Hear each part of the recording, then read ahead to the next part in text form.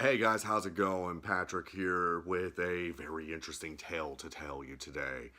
Not so much as a tale as it is a theory. Now, I do want to take a moment and actually tell you all that what is talked about here is a personal theory of mine. It does not reflect any views belonging to any other individual, any groups, or anything like that. What we talk about here is basically stuff that I have theorized and put together on my own. So sit back, enjoy, and if you have anything that you want to add to this, please comment down below. And also don't forget to like, subscribe. You're helping me do something that I really want to do here. So anyway, the topic today is going to be about the Black Eyed Kids. Now, the origin of the Black Eyed Kids is really kind of an unknown. How it got started, where it originated, things like that. Nobody really knows. You've probably have heard about it or read about it or seen some conspiracy videos pertaining to them. They're kids that will range anywhere between 6 and 8 years old all the way up to about 16, 17. Human in complexion, human in features, except they've got solid black eyes. A feature that is actually present in gray aliens. Short grays, tall grays, whichever ones, you know. Now, these kids also have some very weird quirks about them. You'll hear tales of kids knocking on the doors of people's houses. People open the doors and they would say something like, can we come in? Can we use your restroom? Can we have some food? Can we have some money? Generally using the innocence of a child to their advantage, gaining your trust, and hopefully you let them in, and then that's when the interesting stuff starts to happen. Such as a story that I read about this couple that lived in this rural area. The top of the story is actually going to be down in the description, so I'm not going to mention any names or anything like that. I'm just going to tell you the events that took place. One such story actually involves this married couple. Like I said, they live out in this rural area, this dirt road community type situation.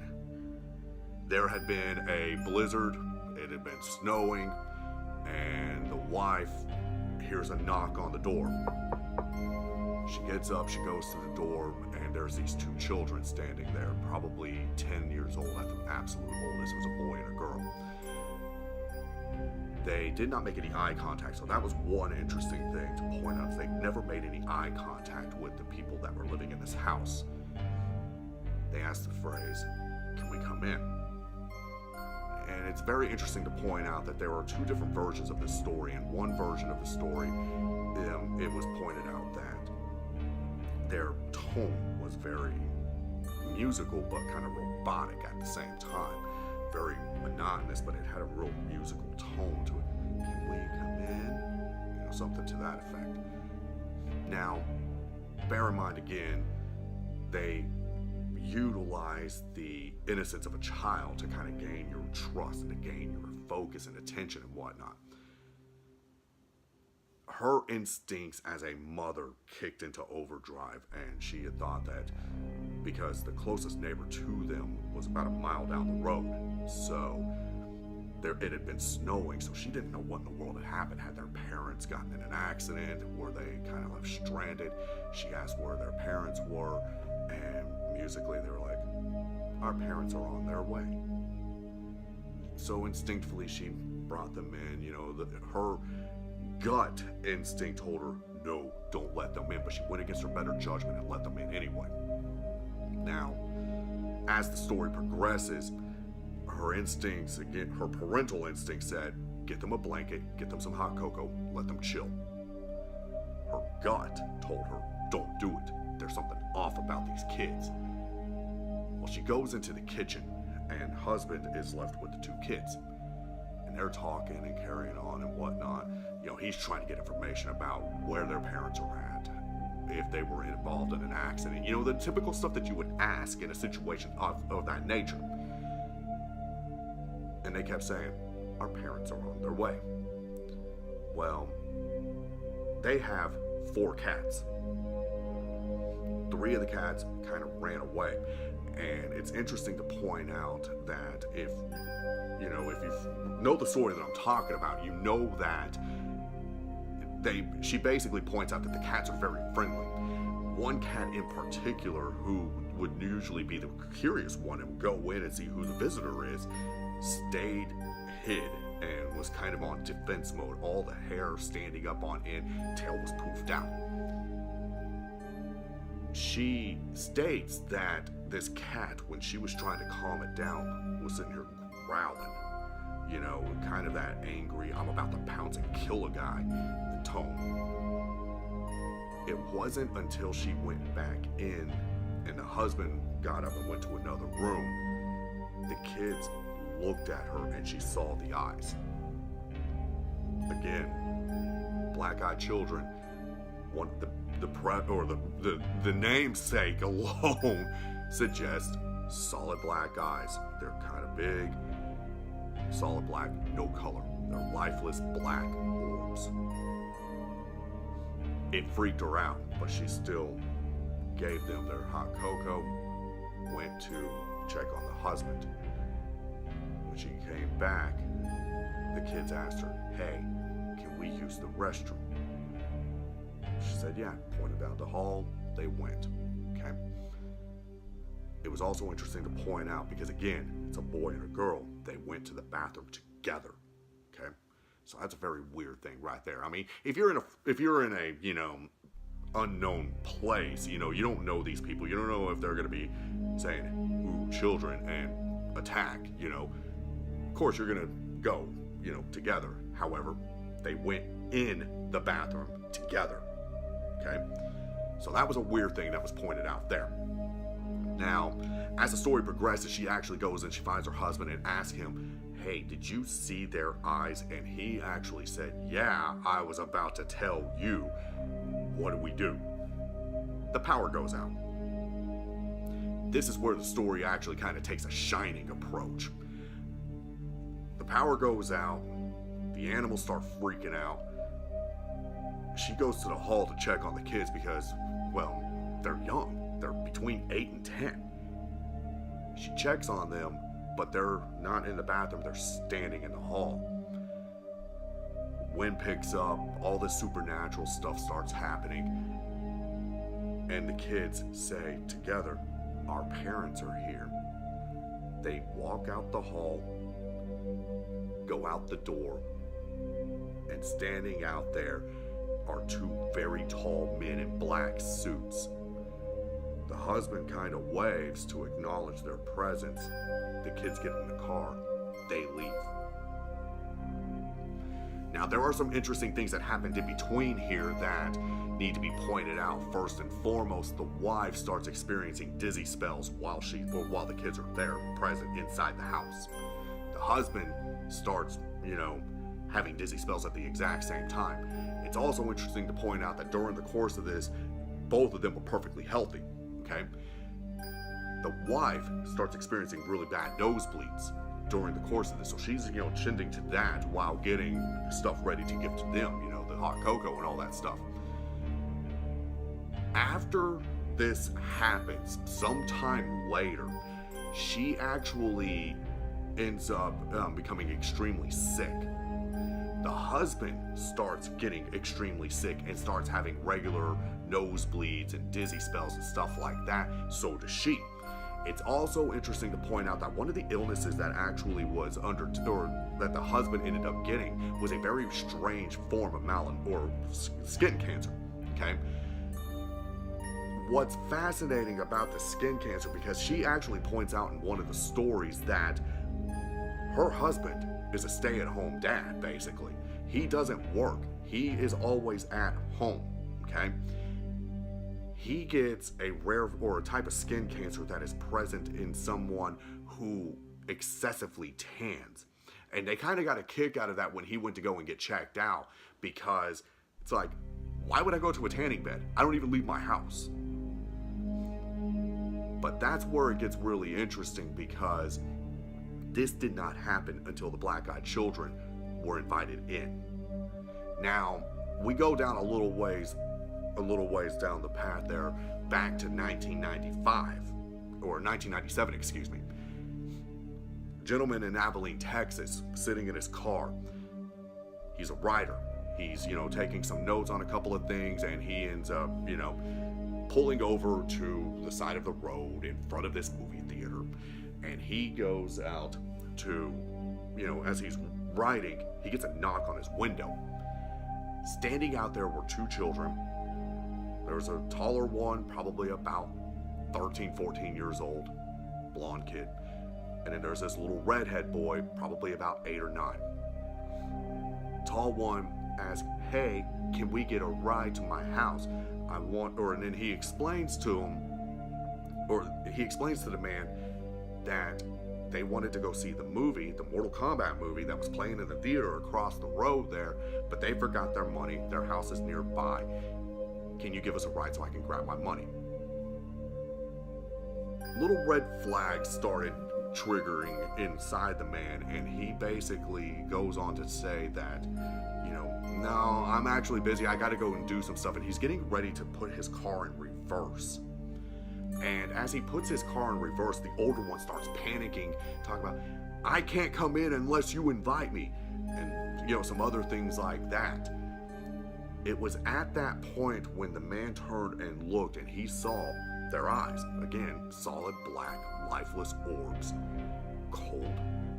There was this intense feeling of terror, this intense feeling of paranoia and dread that something may actually happen if he let these kids in.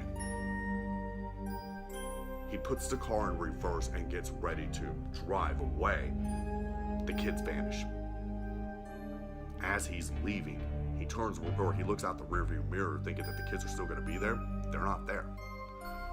So, those are two very popular stories about the black-eyed children. And interestingly enough, his story, like I said, I'm not going to give any names. It's in the description though. His story was actually kind of dissected on a podcast that I listened to yesterday. And by no means they made it very clear that they weren't there to debunk anything that he was saying, nor am I going to be debunking any of this. It's just very interesting to point out that he's a writer, okay? He's a writer. That's his career. That's what he does. And it's very interesting to point out also that he made mention in this particular story that, a few things that were actually very trivial little things, but at the exact same time, they were. It kind of makes you wonder if it was fabricated, because, like I said, the lore of the black-eyed children kind of falls in sync with the Topa that was created for the Slender Man. And here's where my theory comes into play as you put this together, because it's actually said that the black-eyed children, there are some people that actually believe that they are interdimensional beings that actually came through in wormholes, came through from portals and whatnot. They're able to actually evaporate and actually be taken away through through which they came in. Okay, there are some people that actually believe that these are alien-human hybrids that were actually engineered by the Greys, because they have the gray features with the black eyes and whatnot. But then there's my theory that actually kind of suggests that these two things, the Slender Man Topa and the black-eyed children Topa, are actually one and the same, and they were created out of experience, not created up here, but created out of something that actually happened, because nobody really knows where the Slender Man idea originated, So I tend to actually dissect these things and put little theories together, and this is what I came up with. And I call it my Village of the Damned theory. And typically, whenever I kind of cross-reference a theory with a movie, there's a specific reason for that. So, in the movie The Village of the Damned, the one that was actually the rewrite by John Carpenter, you have these kids that were actually born on the same day at the same time by various women in this small town, okay? Nobody impregnated any of these women, Okay, it was very weird how it all came out. They were all white, they were all blonde hair, lifeless blue eyes, but they had these unique supernatural powers that were actually given to them as a result of their inception. Okay, so they have these telekinetic abilities to make you do things that are just off the wall and, you know, crazy stuff like that. It's a very interesting movie. I highly recommend checking it out if you've never seen it. It's one that I would actually really recommend, especially if you're interested in the theory of the black-eyed children. Now, my theory is based off of that. It's a combination of the belief that these are alien-human hybrids. It's also pieced together with a conspiracy. So, if you ever take the time to actually research the deep underground military bases, i.e. one in particular, Dulce.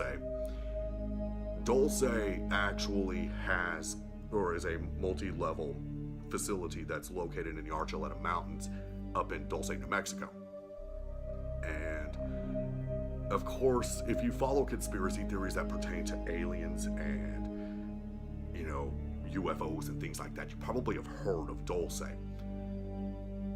In one of the levels is where a lot of genetic experimentation takes place. And I think it's said to be like level 4, level 5, something like that. It's 7 levels deep. And, you know, around there, they actually have one that they actually nicknamed Nightmare Hall, which basically houses a lot of these genetic experiments and things like that, where, you know, you're experimenting with crossbreeding alien DNA with human DNA to create, you know, a hybrid. And it's also suggested that the hybrids, you know, are created from people that they abduct and take up into space. I also believe that they take them to Dulce and do that work because it's closer to them than going back out into space, even though they can get out there just like that.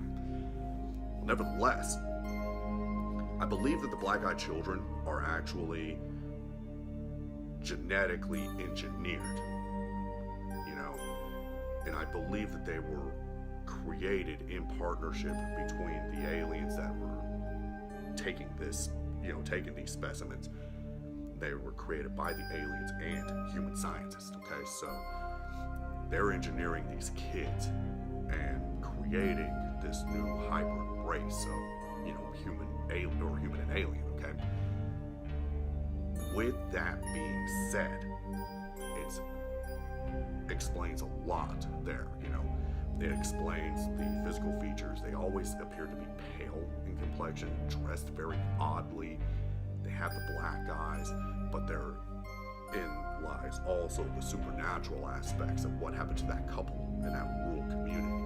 You know, experiencing the dizzy spells, the nosebleeds, getting the skin cancer, you know, the blackout, and then, you know, the incident in Abilene, Texas, where the kids just vanished. You know, they're just picked up, you know, just sent back out. No trace of these kids are ever found. Now, the reason I incorporate the Slender Man theory into this is based on that couple's incident where black car drives up, 2 very, very tall men in black suits show up. So, here's where my theory and the Slender Man topa comes into play. Think about Slender Man. Slender Man, tall guy, black suit, tie, no face. Or, as I actually have come to believe, he's wearing a mask that's shielding his features. He's always with kids, okay? Where the genetic experimentation that actually creates the black-eyed kids comes into account here, comes with the Men in Black. The Men in Black that you always hear about in conspiracy theories are always tall, over 6 feet. You know, over 6 feet. I'm talking like between 6'4", 6'5", 6'7", you know, whatever the case may be. They're very tall individuals. Lifeless features. Nobody's ever actually looked into their eyes because typically they're wearing sunglasses. But you have Slender Man, who is always depicted no face. He's got a little stub for a nose, but you can see his mouth. okay? But no face aside from that, which tells me that whomever made the original depiction of him put the no face feature on there because of the fact that they appear lifeless. And it makes sense. Our parents are on their way. Our parents are here. And it ends up being two men, two very tall men in black suits, lifeless features, drive away. Now, again, in my theory, they're genetically engineered. In my theory, the men in black are actually alien. In my theory, these kids are supernatural in origin because of the genetic manipulation that took place, that created them, that gave them the black eyes, that gave them the supernatural abilities to cause a blackout, to cause, all of these weird things to happen, okay? It's also, in my theory, suggesting that Slender Man was actually a man in black. And the reason he's depicted with kids is because those kids are actually black-eyed kids. So I want to know what you think. I want to know how you feel in reference to this. And like I said, in the description of the video here, I'm going to leave a few stories that I've read about the black-eyed children, as well as stories about the man in black, as well as links to the Slender Man stories and whatnot. So I want you to draw your own conclusion. Remember, this is just my theory. So draw your own conclusions. Leave this stuff in the comments. Don't forget to like and subscribe if you like what you see here. And other than that, stay metal, my friends. Enjoy.